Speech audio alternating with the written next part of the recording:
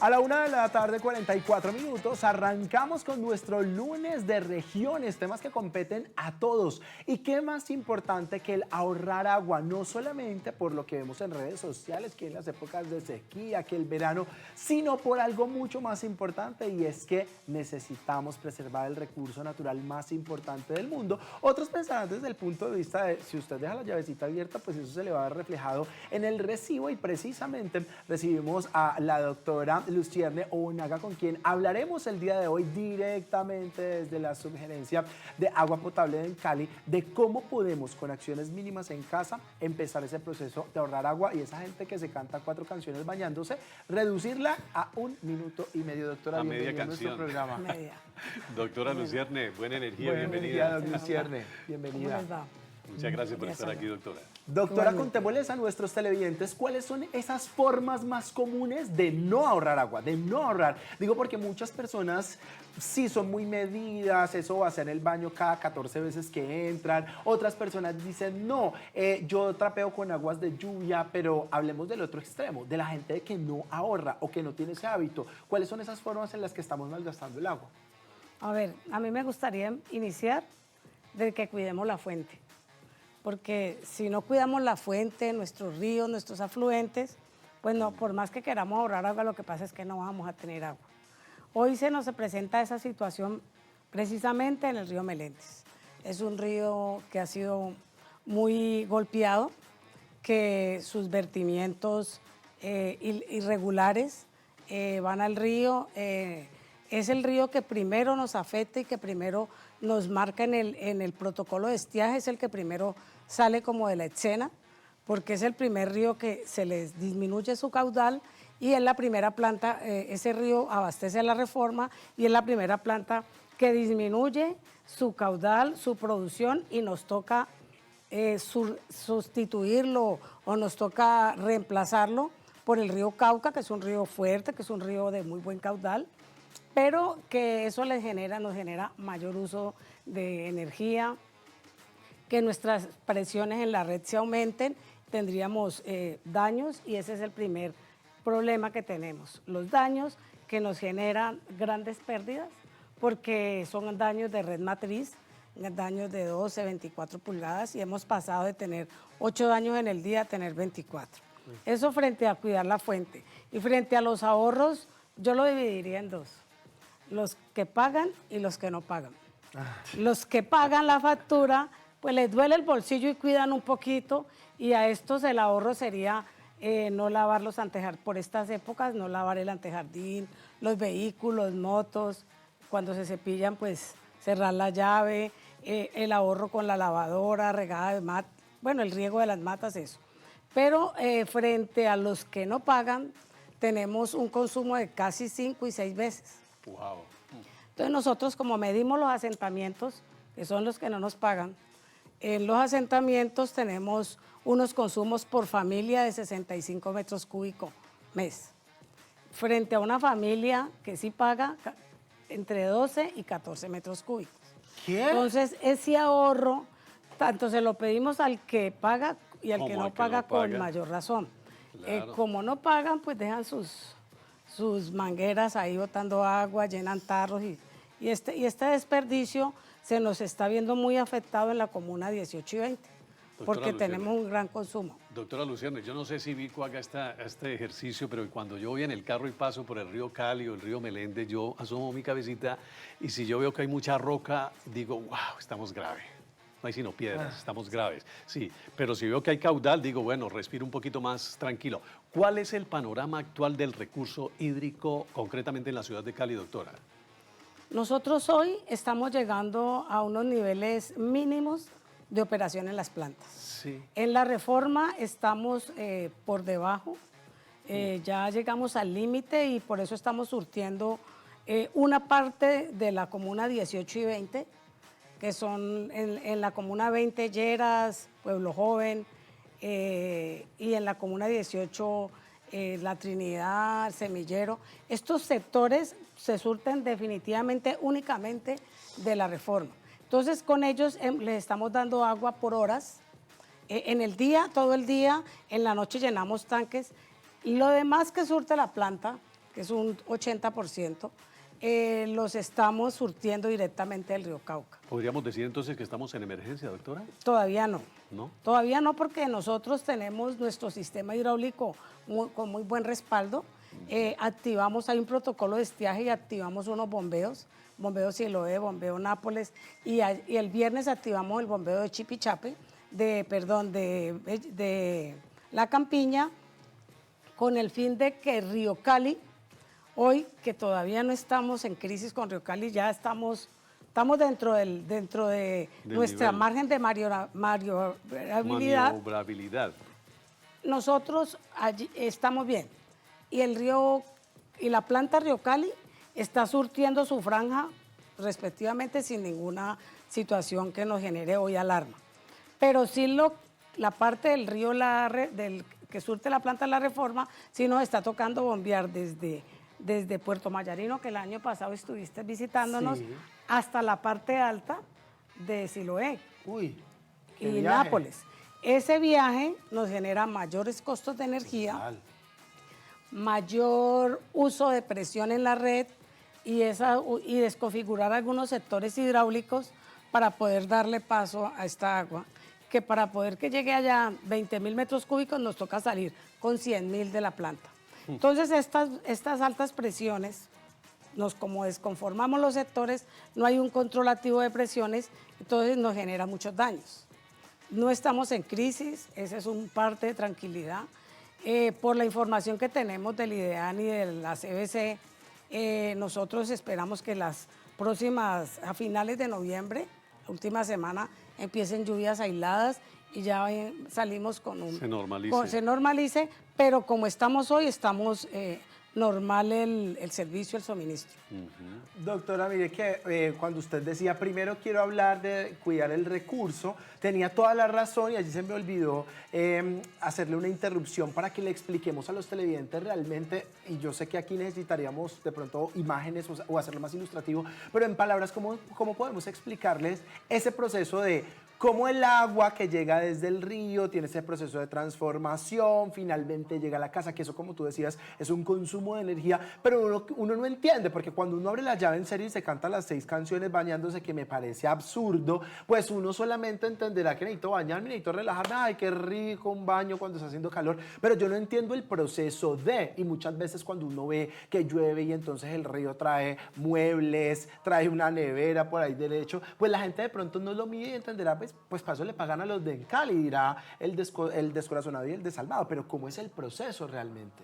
Nosotros tenemos unas bocatomas donde captamos el agua, la trasladamos, les voy a contar el sencillo que es el de Río Cali, la captamos en un canal de aducción que entra a la planta, ahí le hacemos un proceso de predesinfección, luego sigue los floculadores, que es donde decantamos todo el material orgánico que ella trae, las arenas, los barros.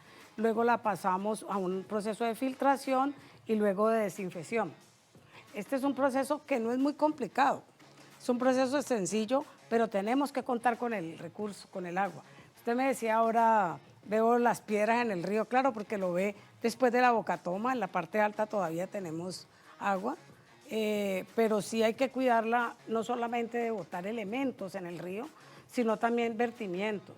Hay personas que tienen unos vertimientos que son algunos peligrosos, algunos que son sencillamente tienen vertimientos de sus casas que no deberían de ir al río. Eso tiene que haber una conexión, para eso tenemos un sistema avanzado de alcantarillado y todo lo tenemos que hacer conectado a una red, tanto de acueducto como de alcantarillado.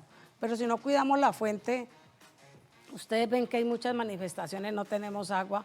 Ayer nada más estaban anunciándome que pronto iba a haber una manifestación porque no tenían agua en la parte alta de la comuna 18 y 20, pero básicamente son los asentamientos. Cuando tenemos esa restricción del suministro, los asentamientos son los que más sufren, porque ellos tienen nuestras redes intervenidas y nosotros le damos prioridad a la franja de servicio. Doctora Lucierne, ¿cómo podríamos, digamos, que enseñar o cultivar el manejo del agua entre los niños y los jóvenes? Que es importante con estas semillitas que van creciendo, fomentar precisamente ese buen uso del recurso hídrico. En Cali tiene un programa que se llama La Gotica de Agua. Llevamos a los colegios, a la planta Río Cali y las universidades. A la planta Río Cali les enseñamos no solamente el proceso de potabilizar el agua, sino la necesidad y les tratamos de incentivar cómo se deben de cuidar las fuentes hídricas en nuestro país.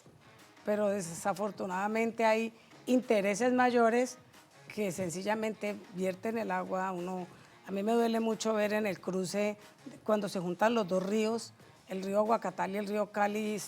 El río Cali viene muy limpio y ahí en esa intersección se ven unas aguas muy oscuras, rojas. Se ha hablado con la CBC, ellos ya están interviniendo. No sabemos bien si es algún vertimiento de alguna empresa o si son las minas que quedan a la parte alta que todavía tienen sus bocas abiertas. Cuando llueve, esa agua empieza a filtrar todos esos minerales. Doctora, no sé si esto es público o si hay un proyecto realmente no lo he tenido presente porque en mi casa no malgastamos mucha agua, que digamos, pero ¿hay algún tipo de amonestación para las personas que desperdician el agua y son captadas por parte de alguna autoridad? Lo digo porque he visto que hay un seguimiento continuo a los lavaderos de carros, específicamente en los sectores de barrios populares, y veo que sí hay un control frente a, pero no sé si existe, no sé si hablar de una amonestación o una multa a estas personas que no están utilizando el recurso como tiene que ser, basado en lo que está parametrizado. Habrá quien dice, pues es mi plata, yo veré en qué me la gasto botando agua, pero no debería ser, ¿no? Porque el compromiso va más allá. No, en Cali no puede entrar a sancionar y cuando encontramos estas situaciones, pues la policía lo puede hacer, el DADMA, las autoridades ambientales, pero desde en Cali, ¿qué sí hacemos? Las personas que tienen subsidio en el estrato 1, 2 y 3, cuando se pasan de un tope, lo que pasa es que pierden el subsidio y lo pagan full. Entonces, bueno, sí hay. Sí hay, tocan el bolsillo. Creo que nosotros tenemos una cultura tan fea, Mauro, y es que si no nos tocan el bolsillo, entonces no nos acudimos. Pasa con las multas de tránsito, pasa con los intereses moratorios, y si a usted no le tocan el bolsillo, usted sigue haciendo las cosas y ya saben. Siente, sí. Sí, los pero estratos 1, 2 y 3 entonces, si tienen subsidio y se consumen más del tope, les toca los pagar 20 metros cúbicos. Pero de todas maneras ahí estamos castigando y sancionando al que de alguna manera hace las cosas bien. Es cliente en Cali, está dentro del límite de su consumo, pero el gran problema lo tenemos con los sectores subnormales, donde hay sectores en las dos comunas 18 y 20 que surte la planta La Reforma, que perdemos el 83% de lo que se suministra. Entonces, estas personas, como usted lo dice, no le tocan el bolsillo, no se sienten con la obligación. Lo que no nos cuesta, lo hacemos fiesta. No se sienten afectadas, doctora Bonaga. Entonces, ya cerrando este tema por este momento, doctora, ¿cuáles son esas acciones más sencillas que podemos hacer desde casa para comenzar a ser conscientes y ahorrar el vital líquido?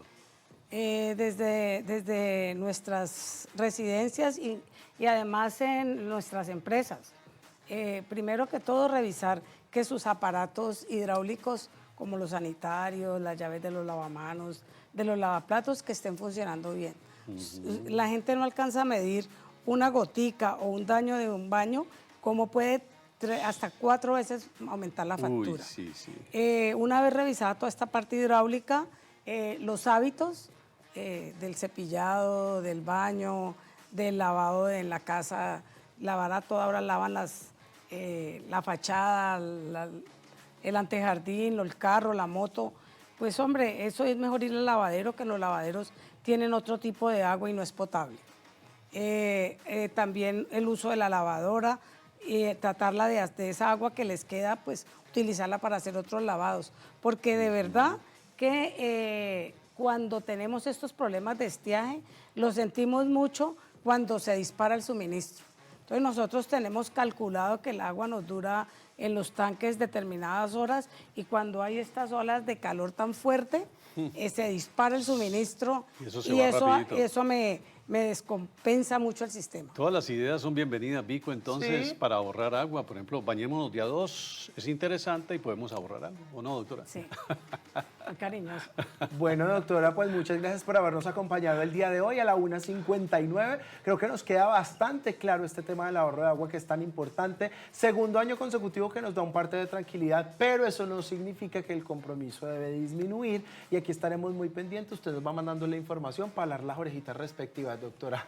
Buena energía, siempre bienvenida. Buena Buenas energía, tardes. doctora, gracias.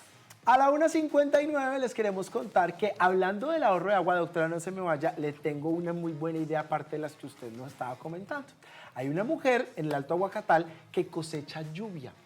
Cosecha lluvia, ¿cómo le parece? Y en ese tema del ahorro de agua que es tan importante, pues el utilizar el agua de lluvia para algunas tareas específicas, por ejemplo, regar las matas.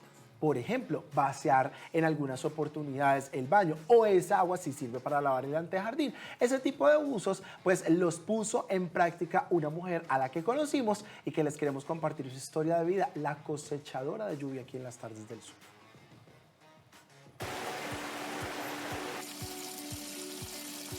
Aquí cosechamos agua. En época de escasez de agua, algunos la dejan correr, otros la cosechan. Llegamos hasta el Aguacatal, donde una mujer convierte la lluvia en vida. Yo le llamo cosecha de aguas lluvias. Cada gota que cae la recojo, la guardo, porque aquí no se desperdicia nada. Su invento es sencillo pero poderoso. Canaletas, filtros y tanques que transforman la lluvia en agua para lavar, cocinar o mantener viva la huerta que alimenta a su familia. Todo comienza con la recolección, con la cosecha. El agua llega a este techo, que es un techo controlado. No genera asbesto, fue adquirido precisamente pensando en eso, en que no vayamos a tener contaminación en el agua lluvia. Por medio de la canal llega hasta el filtro. El filtro tiene diferentes capas que son las adecuadas para la recepción, donde le quitan las impurezas que pueda haber producto del techo. Viene a estos tanques, de estos tanques el rebose de los tanques cuando se llenan llega a la parte de abajo donde la empleo ese tanque para todo lo que es el aseo de la casa. Y de ese tanque cuando se rebosa por medio de una motobomba hacia el último tanque que son de 500 litros. Por lo tanto, en época de lluvia y en época de sequía, en todas las épocas durante todo el año siempre contamos agua lluvias. Esto no me costó millones, me costó ganas y gracias a esta cosecha en mi casa nunca falta el agua. Antes de tener el sistema de recolección de aguas lluvias, consumíamos 10 metros cúbicos de agua. En época de sequía, consumimos 6 metros cúbicos y en temporada de lluvia 5 metros cúbicos. O sea que nosotros estamos consumiendo menos de lo que debe consumir una familia en promedio en Cali. Mientras muchos esperan soluciones desde afuera, ella las fabrica en su propio patio. Porque el agua, cuando se aprende a cuidar, rinde y se multiplica. Para llevar el agua hacia las plantas y evitarnos el tener que hacer el riego manual, implementamos el sistema de riego automático por medio de una aplicación. En el Aguacatal la lluvia no se pierde, se cosecha. Un ejemplo que demuestra que, a veces, la mejor tecnología está en las manos y en la voluntad de la gente.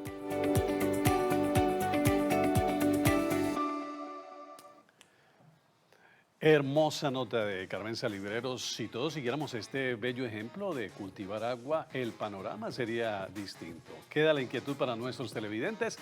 2 de la tarde, 3 minutos. Pasamos ahora a hablar de la prevención de incendios, que con estos calores es sumamente peligroso. Cualquier mechita, cualquier colilla de cigarrillo que caiga por ahí, se puede propagar rápidamente y generar una catástrofe. Pues para ello nos acompaña Jefferson Agudelo, que es coordinador del Centro de Operaciones Telemática de los Bomberos de Santiago de Cali. Así que Jefferson, buena energía para ti. Buena energía, Mauricio. ¿Cómo estás? ¿Cómo estás? Bien, bien, gracias. Desde tu experiencia, Jefferson, ¿cuáles crees que son los errores más comunes que cometemos nosotros y que terminan en un incendio?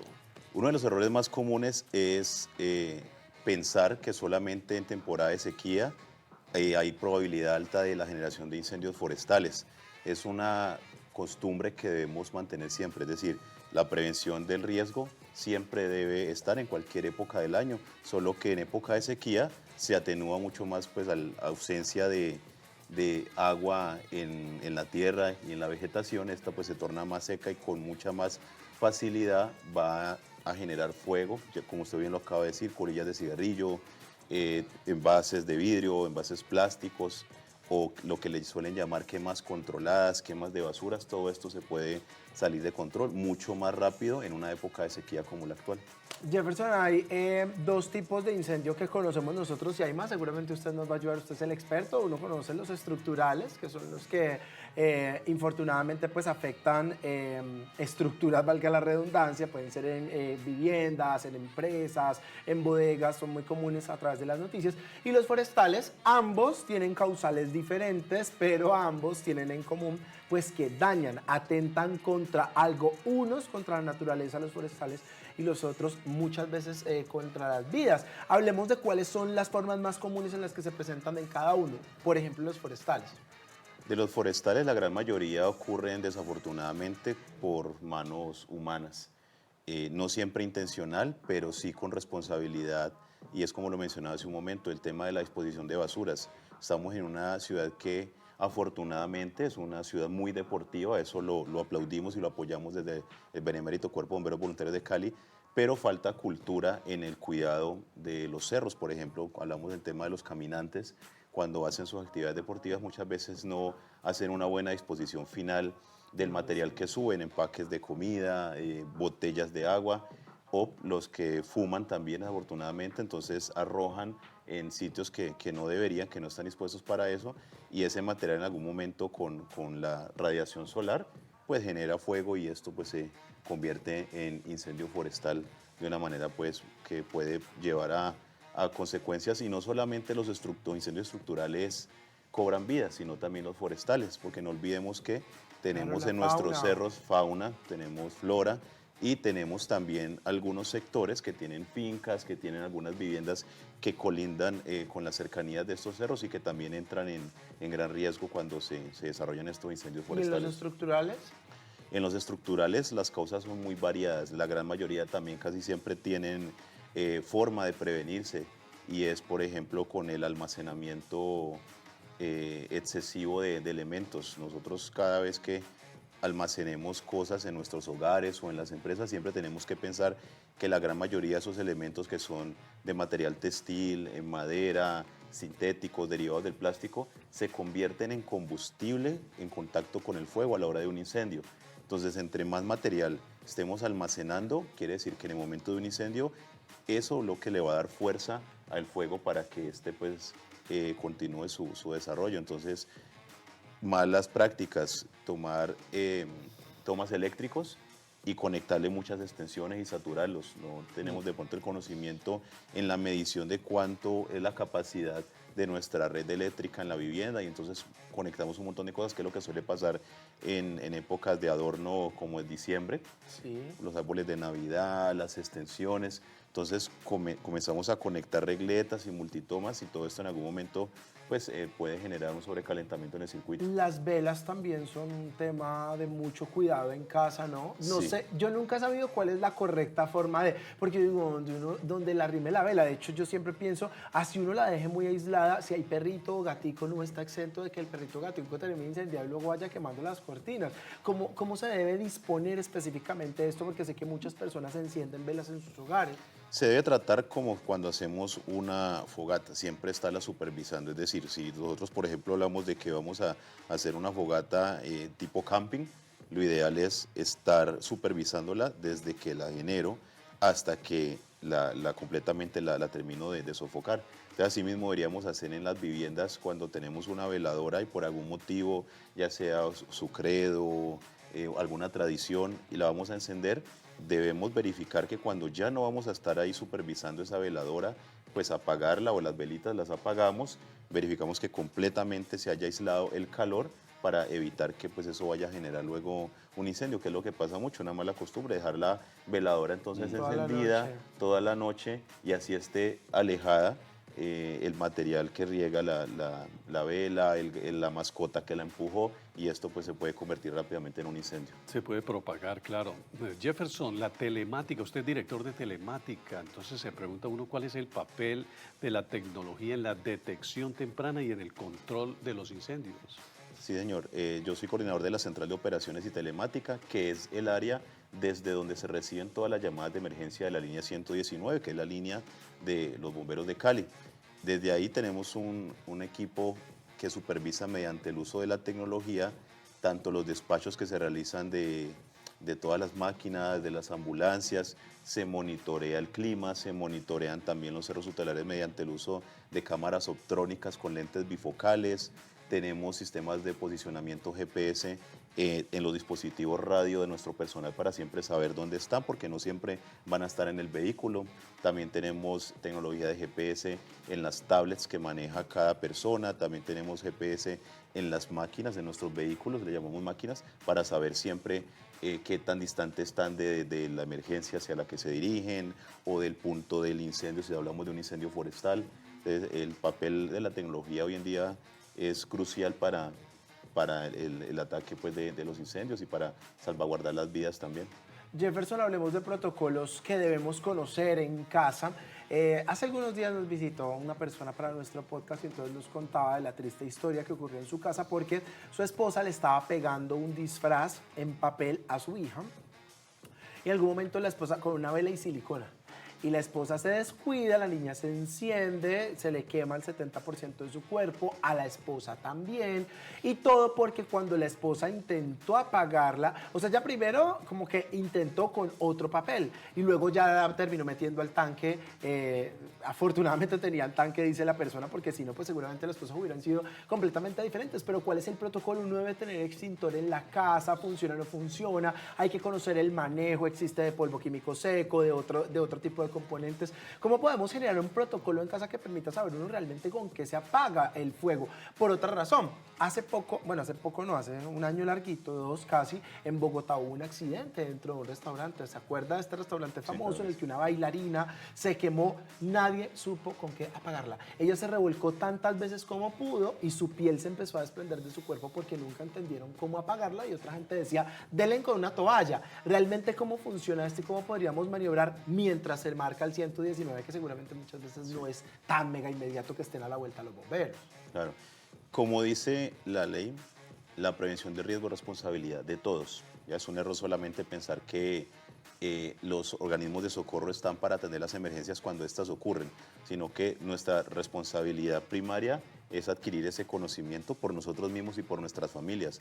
Todas las personas deberíamos tener una capacitación, una formación que puede ser autodidacta. Hoy en día las redes sociales, aparte de servir para entretenimiento, también sirven para formar, para capacitarse, pero también instituciones como la Escuela Interamericana de Bomberos, que es de Bomberos Cali, que está en Aguacatal, que tiene de su área de capacitación ciudadana, visitan colegios, visitan instituciones, visitan ferias y dan esta formación, pero también es muy fácil hoy día acceder a un curso de primeros auxilios básicos donde se ven todos estos temas. El conocimiento es la herramienta más poderosa, ¿ya? Entonces, si yo conozco, sé cómo actuar ante una emergencia como primer respondiente, que es la palabra adecuada.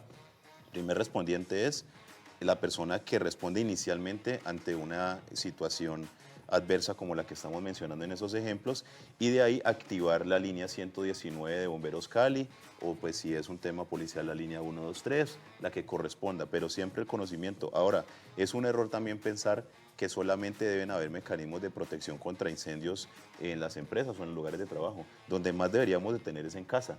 ¿Por qué? Porque es donde permanecemos gran parte de nuestro tiempo, y mucha gente no tiene en su casa un extintor, no tiene en su casa un botiquín de primeros auxilios, y otros lo tienen pero no saben qué hacer con él, no saben cómo manejarlo. Entonces va de la mano ambas cosas. Pues deberíamos todos tener algún tipo de extintor multipropósito en casa. ¿Por qué multipropósito? Porque pues, nos va a servir para diferentes tipos de fuego, ¿ya?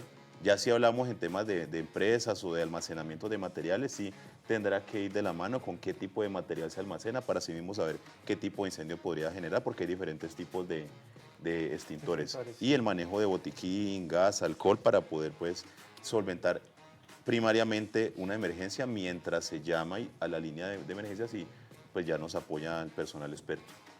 Jefferson, ¿cuáles son los principales desafíos que enfrenta Cali en este momento en materia de incendios forestales y urbanos? En materia de incendios urbanos, lo que mencionaba hace un momento, los materiales cada vez son más inflamables, ¿no? Porque pues, están constituidos de muchos derivados de petróleo, derivados del plástico.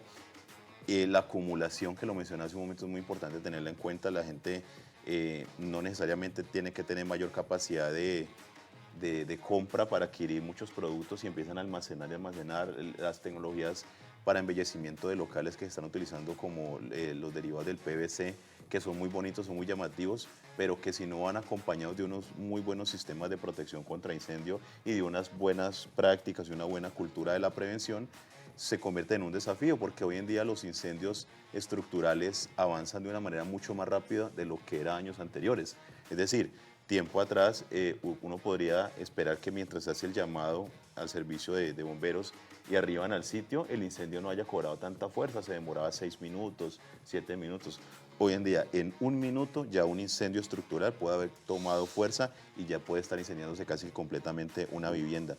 Y es porque todos los materiales con los que estamos introduciendo en el hogar son derivados de estos materiales sintéticos que al fuego inmediatamente lo que hacen es que lo agrandan.